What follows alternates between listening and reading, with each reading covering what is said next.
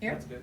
Right in the middle. All right. Perfect. This time is actually our expert on the box because he was at our last summit and he was managing the box for questions last time. See, now this time we actually like branded it with our own stuff. Good. Awesome. Oh, like that, see? You can see it anywhere you like. All right, so before we start today, I would love to bring up, where is she? Ah, there we are, coming up. So we're really excited. I learned about this incredible company called GOAT at an event about a month ago. And since as an organization, we love to do, what? There we go. We always love to host food at our events, but we also don't want to promote food waste. So we learned about her organization, and we are now going to become a zero food waste organization. And she's going to tell you a little bit about GOAT.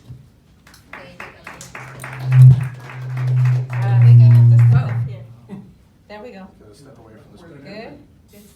Oh, it's the speaker. Yes, no. Thank you, Kalaya, and thank you to Alberta Blockchain for hosting us tonight.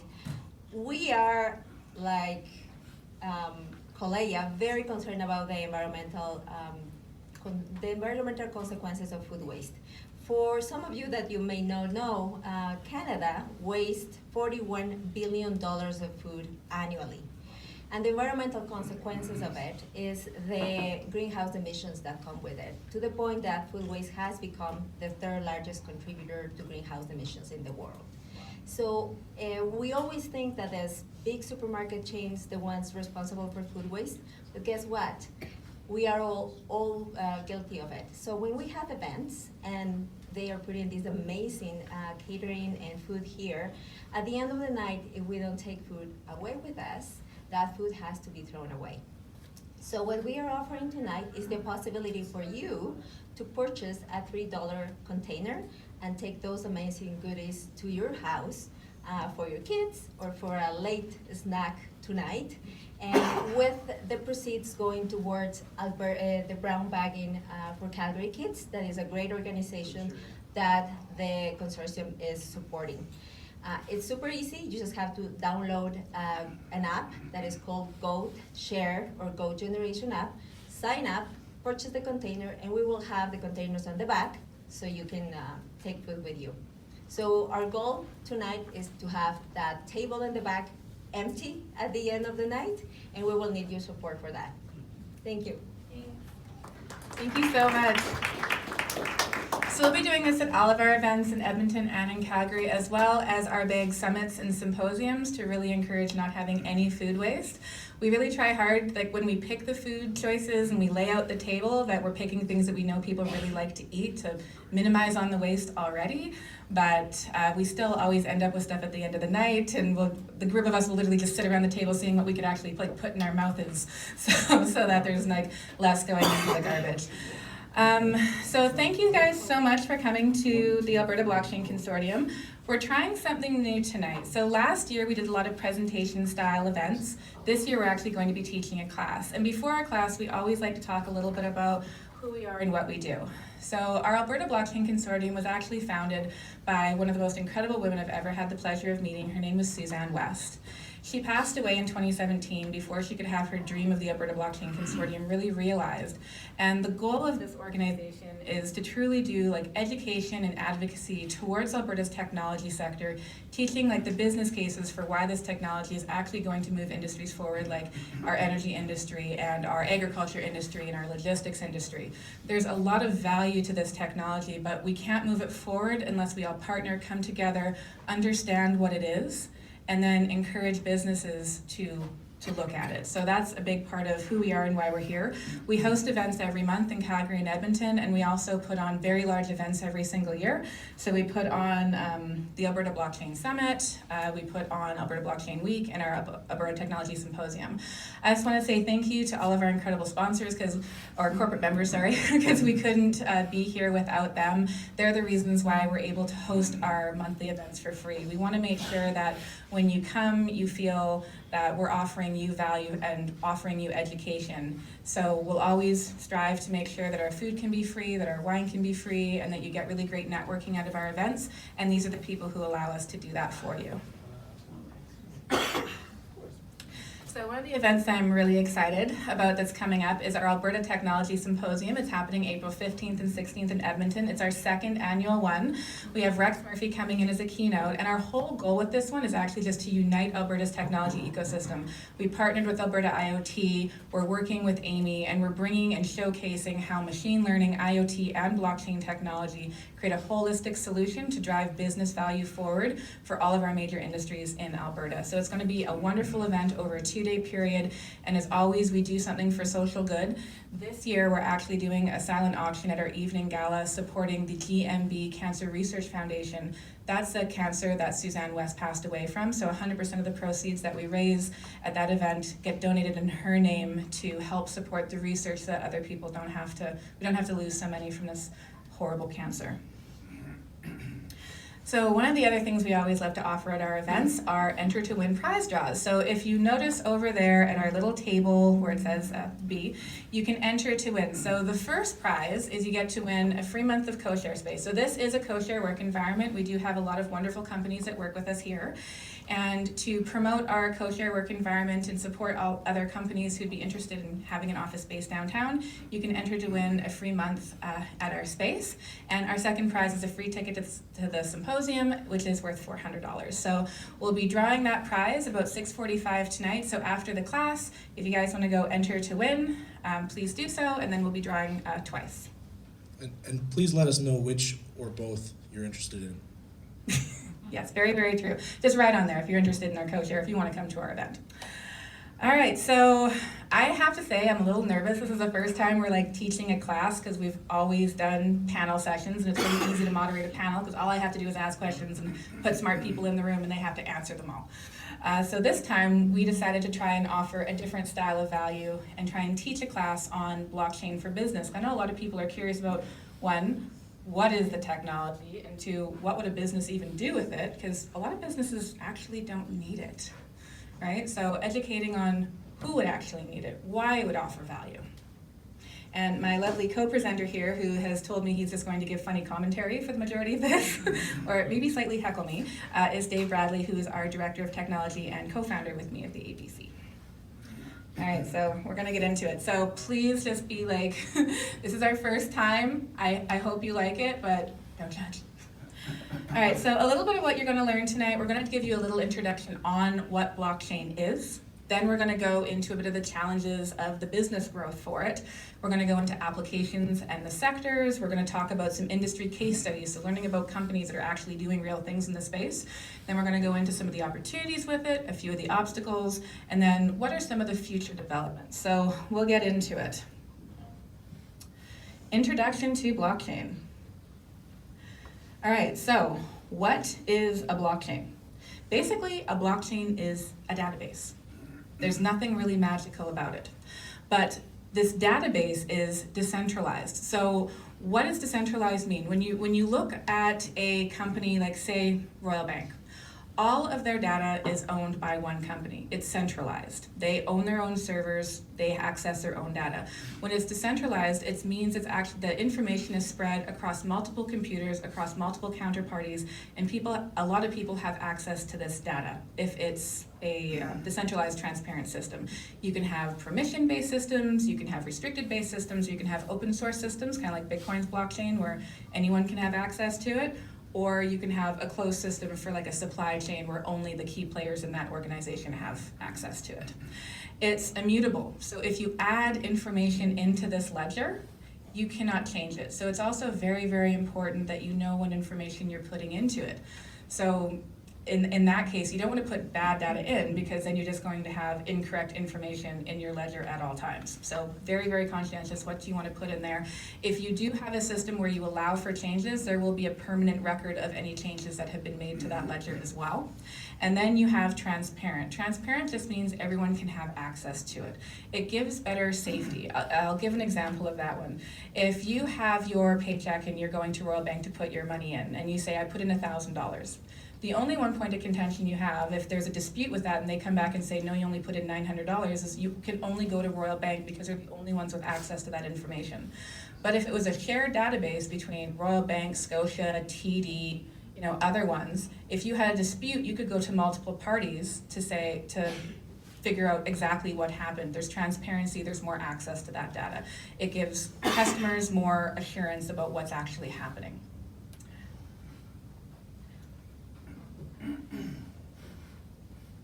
Wow, this is actually running really slow. Sorry. All right, so I like to call it the 3 T's. So what exactly is the business value for blockchain? 1, traceability. So when any piece of information is put into the database, such as a contract or record, physical object, you can almost instantaneously track it back to its original source. We'll get into a few of the case studies where this actually means something. Then there's transactions. So blockchain technology can execute smart contracts, and it's based on pre-programmed business logic. It kind of allows for you basically to cut out the lawyers in a way. Sorry, Matt. But there's ways that you can start self-executing these contracts instead of having to go through the paperwork and the legal burdens. And then trustlessness. It means that you're not actually trusting any particular party, you're trusting the data. Dave, do you have anything to say to that? More so in that last point, you're trusting the network. So you might be trusting a group of like 15 different counterparties. You might be trusting one single party that runs all the nodes, but you're not necessarily trusting just one entity like you would with a central database.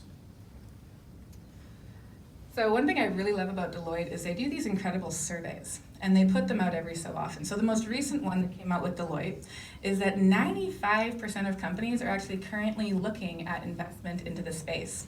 In 2018, 74% of executives that were surveyed actually said that they saw a compelling business case for this technology.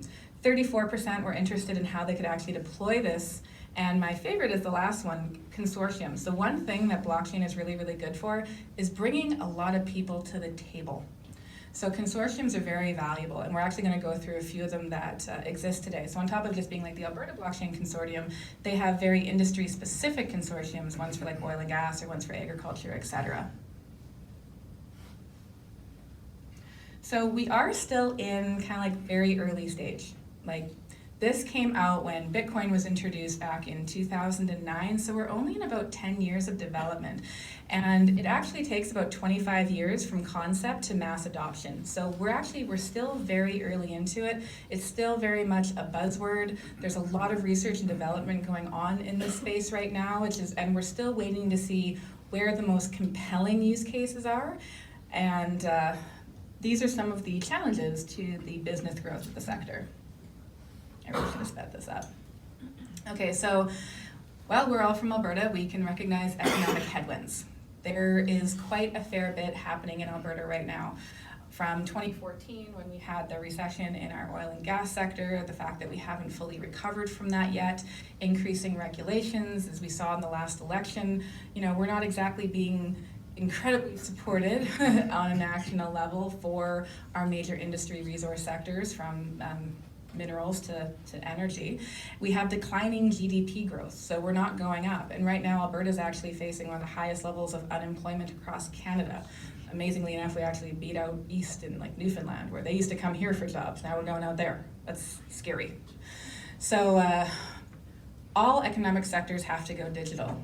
The CEO of Cisco just actually released a study that said 40% of companies are going to die off in the next 10 years if they do not start adopting these new digital technologies. Now, that actually means a larger number when you look at traditional resource sectors that are a lot less inclined to take risks on new technologies. We're going to be losing quite a fair bit in the next 10 years if we don't start having the conversation on what are these technologies, what do they mean, what are they going to do for us? And Canada is actually behind the board from Europe, Asia, and the States in digital technology usage and adoption. So we're actually lagging behind the rest of the world where we should be leading them. So if you guys remember last year, we had that wonderful little instance where China decided no more pork, no more canola, and no more beef. And the reason why was they couldn't prove the provenance of it. Things like blockchain actually have an opportunity to show complete provenance of it, complete supply chain transparency, and allow for us not to have these issues. One of the reasons why was they found falsified data on our pork products and they just stopped it all from coming in. They've recently released our pork products, but they're still stopping our canola. So our ability to export is actually being impacted because we don't have the technologies being put in place that are showing the transparency and the trustlessness that are needed for the rest of the world to feel safe in our own products. I can also share this presentation with you guys because I'm not trying to read off it because I really hate when like people just sit there. Like I could have sent that out instead of having this little group thing. So I'm happy to share this with anyone who's interested in it because I'm not going to read directly off the slides, but this is really great information. So we'll talk a little bit about our applications and sectors. There's a lot of sectors. Blockchain can actually go across everywhere. So from manufacturing, a lot of it has to do, like for me, the best use case for blockchain really is in supply chain. Like realistically, it's the top one right now that makes the most sense because it can bring multiple parties to the table to share the same set of data facts and agree on it. But in manufacturing, agriculture, financial services, real estate, legal and accounting, oil and gas, governments, all of these areas. So right now, United Arab Emirates, they just invested and they're now expecting to save 4 billion pieces of paper in the next 2 years by going digital using blockchain. They're expecting to save about $4 million on an annual basis from data entry by using blockchain. So there's a lot of places around the world that are looking at adopting these new technologies, actually implementing them and putting them into place. In agriculture, we have some really incredible companies. Actually, funny enough, they put this one up here. So Trustbix, they're one of our corporate members. They do birth to burger on blockchain. So in other words, where that calf was born, so the provenance of it, it can go all the way back to that calf's mother, that calf's mother's mother, what it was fed, the veterinary records, absolutely everything, right down to when it left that farm, where it got butchered, where it got packaged, and what restaurant it got sent to. So it's really incredible what... I don't like using this right now. Well, this one's coughing, so you don't want to share the box. He hasn't coughed yet, but he didn't want. That's why I have a stupid one.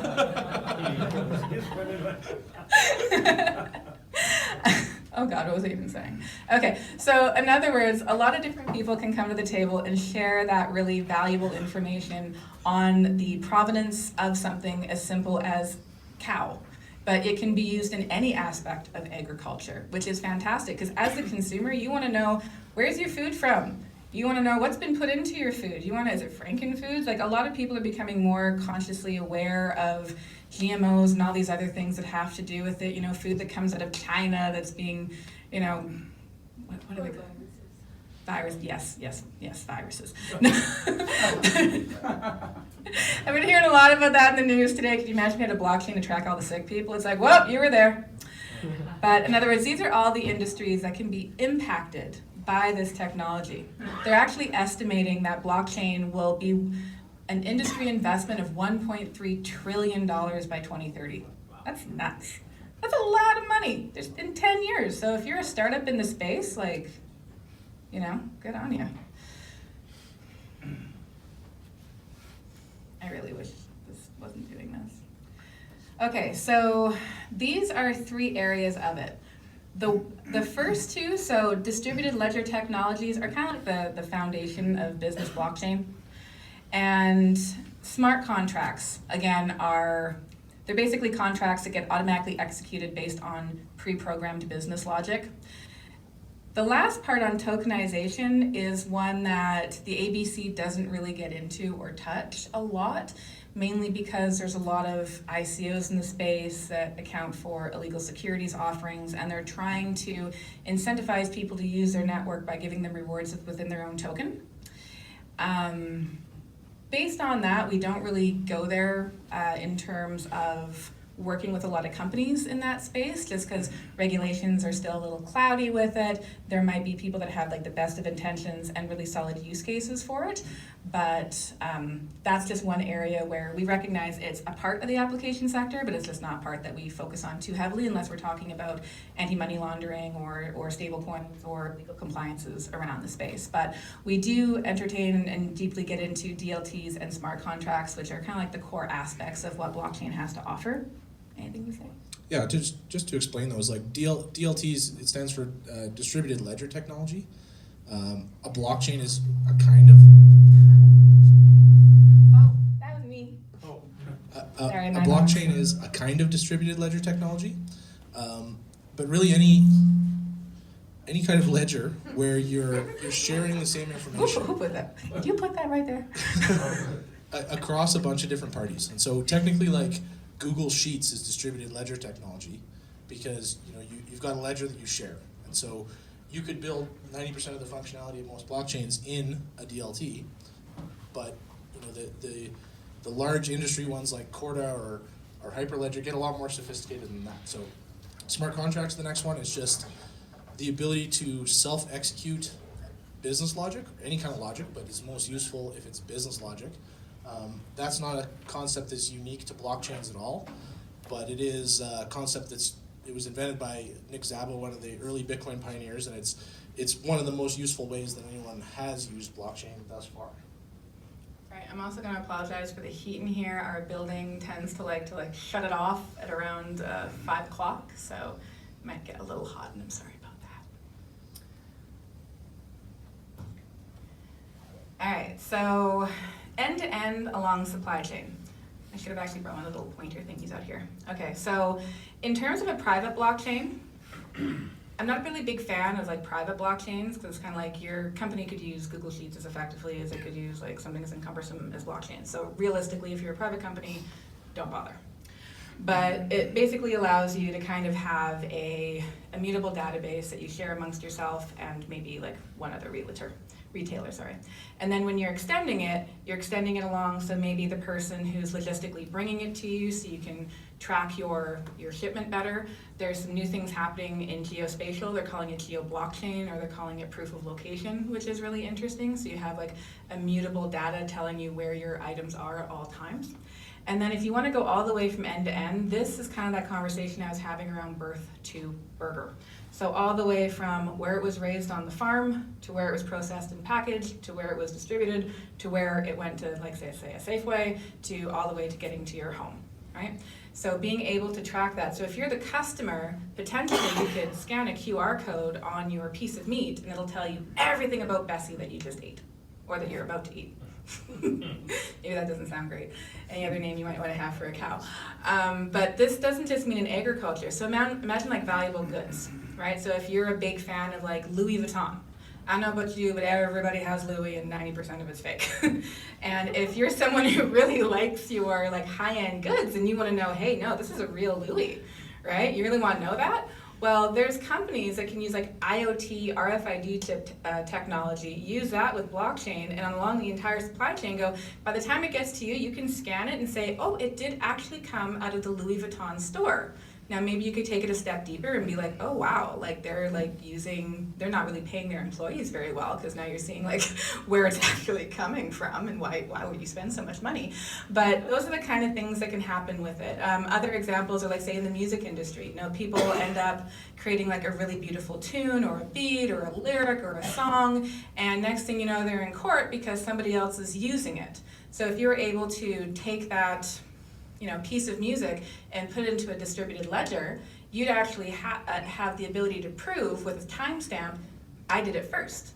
And that would take a lot of the legal battles out of it. So there's a lot of value to being able to use blockchain for better transparency outside of just agriculture and supply chains. So there's a lot of investment happening in this space right now. Kind of like what we said, if it's going to be worth $1.3 trillion, it means people actually have to start spending that money, and they're spending it now.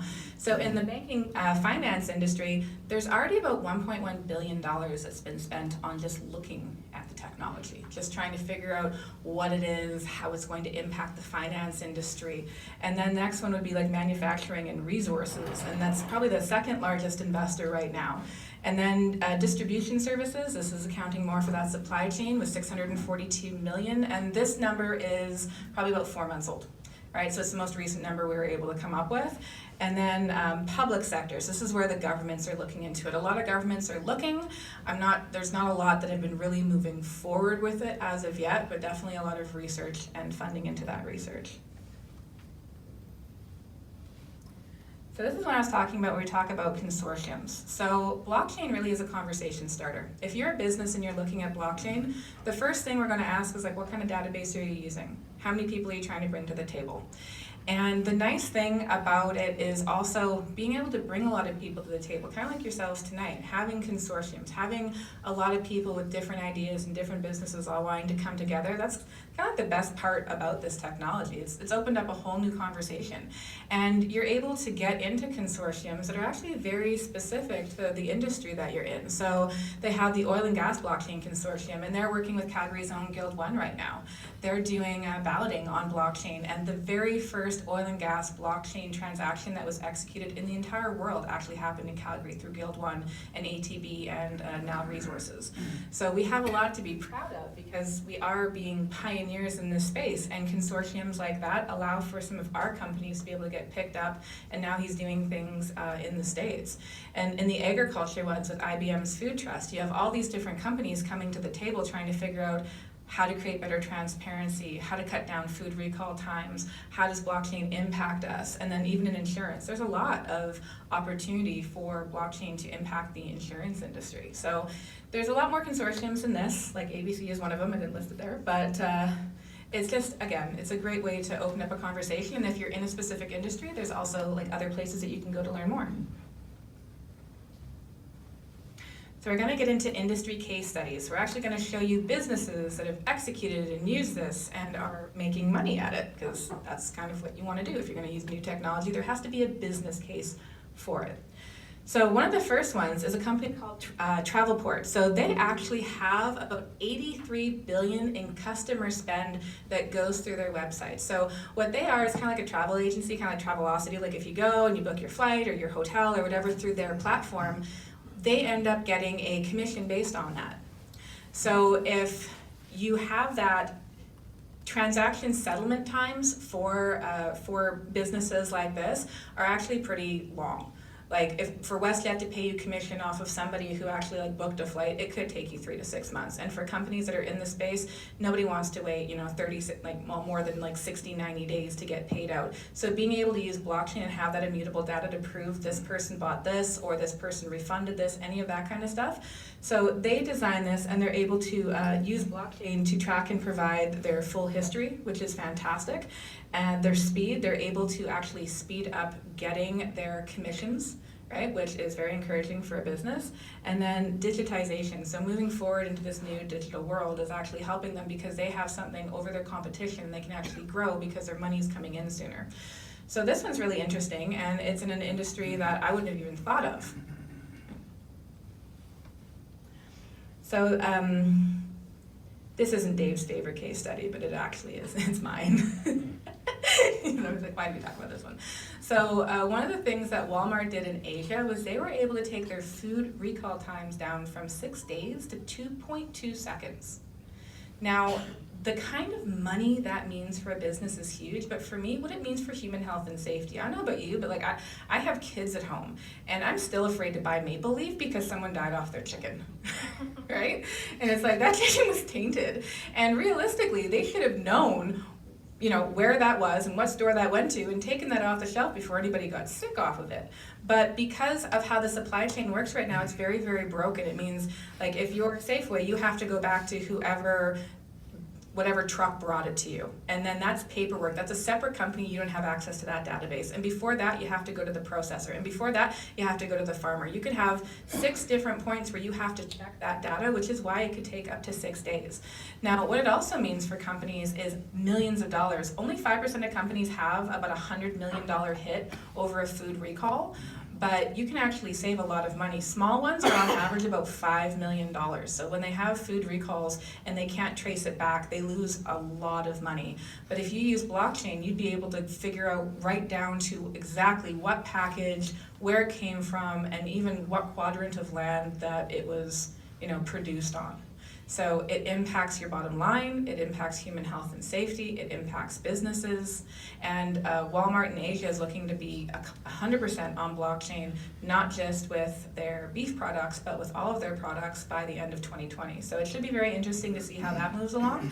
And I think a company in Toronto actually just supported Walmart in doing the logistics.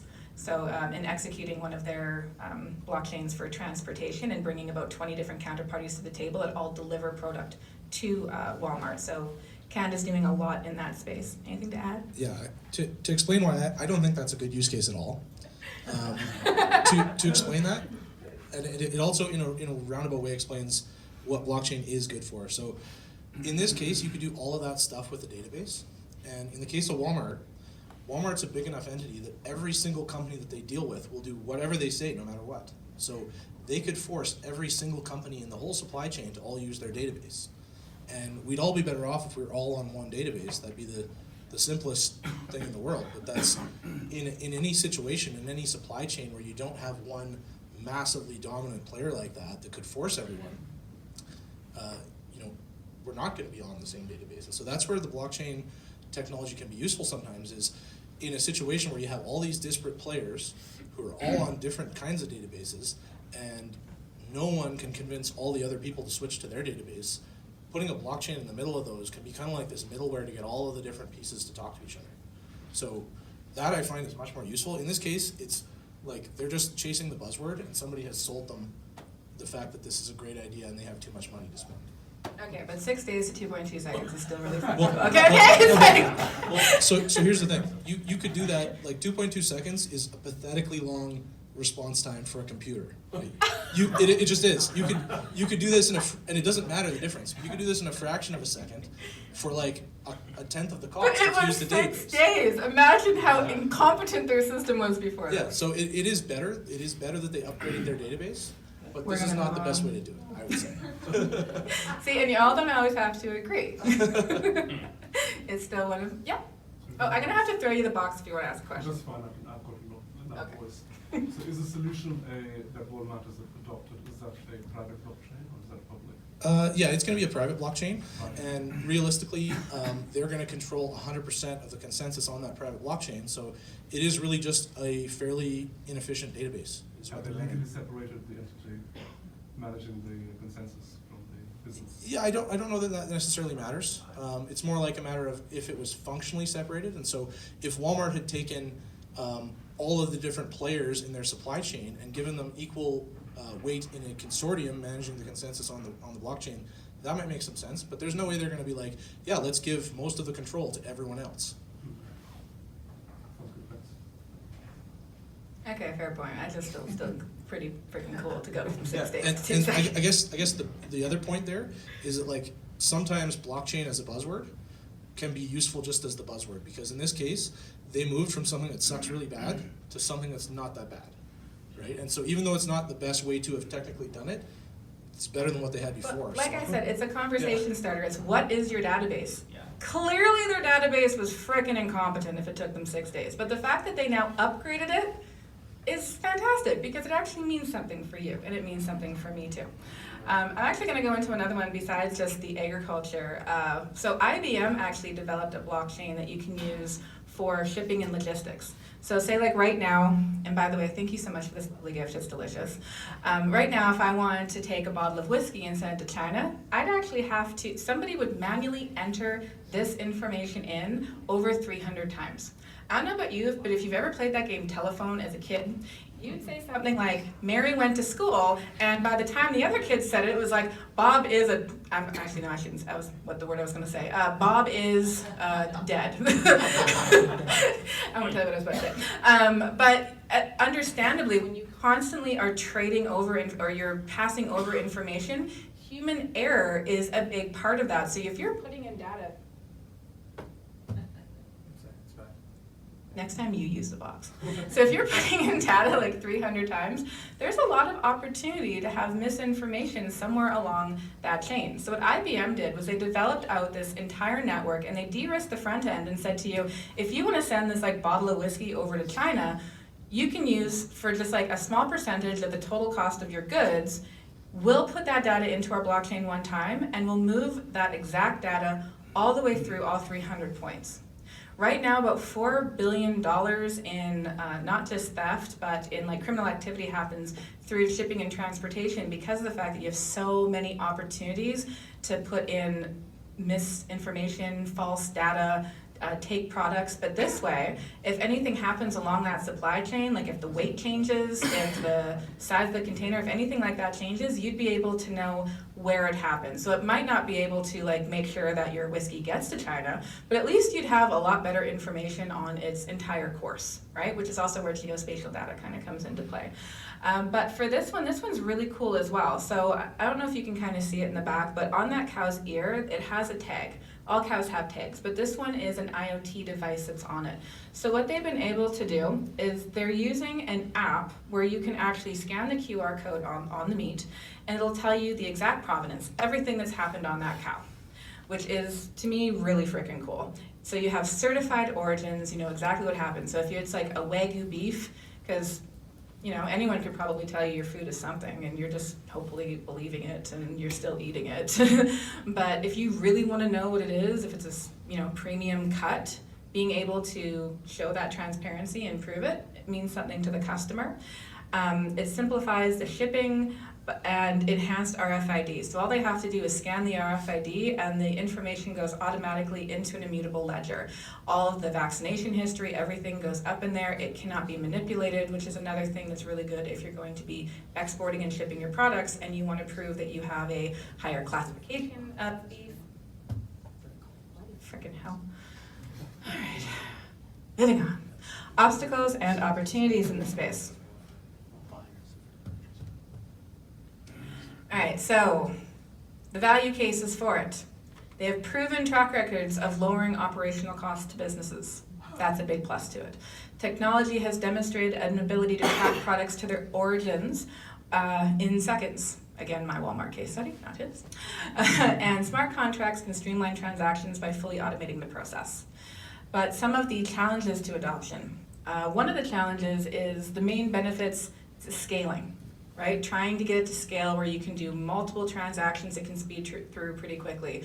One of the ones that you might have compared it to is in the kind of the crypto space. It's not at the same level as like Visa or MasterCard, where they can pump through millions of transactions per second, where you know Bitcoin or Ethereum are pumping through, I don't know how many, Dave, you'd know this number better than me. 7 Bitcoin. There you go. That's pretty low, right? So transactional and scaling is a big part to the adoption. Another one is there are so many blockchains out there. Everyone's throwing a blockchain on it. Everyone's putting out an ICO on it.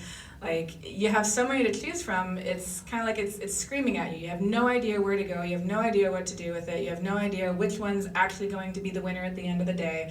So it causes people to not want to look into it further because the time it takes to figure out what's actually a viable project, it takes a lot of time.